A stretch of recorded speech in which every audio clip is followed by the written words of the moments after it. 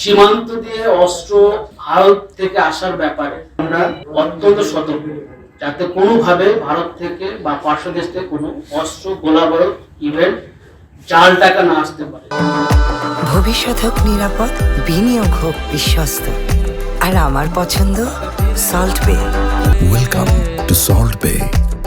যাতে নির্বাচনকে প্রভাব বিস্তার করতে অথবা নির্বাচনকে বানচাল করা একটা অপচেষ্টা না করতে পারে, এ ব্যাপারে আমরা সর্বোচ্চ সতর্ক অবস্থায় রয়েছি।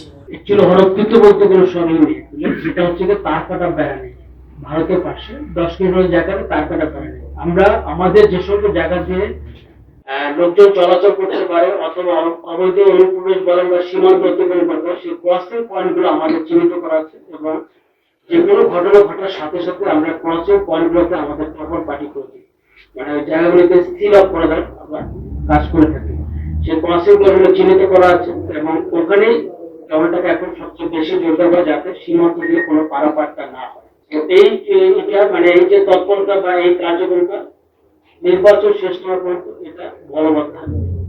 এবং এছাড়াও এর বাইরে সীমান্ত তার যে গেটগুলি রয়েছে, ভারতের যে বিএসএফ এর যে গেটগুলি, সেই গেটগুলিতে আলাদা আমাদের নজর রয়েছে, যাতে গেট দিয়ে কোনো ধরনের কোনো অপতৎপরতা না হতে পারে। সর্বোচ্চ সতর্ক অবস্থা রয়েছে এবং আপনারা দেখেছেন গত মে মাসে সর্বশেষ পুশিনে হয়েছে, তারপরে কিন্তু একটা পুশিনের হয়নি। আমরা বিএসএফ সাথে ওইভাবে কিন্তু কোঅর্ডিনেশন করেছি।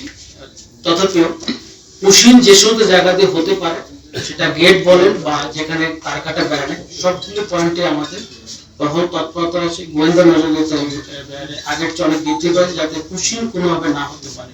এ ব্যাপারে আমরা সর্বোচ্চ সতর্ক অবস্থা নিয়েছি।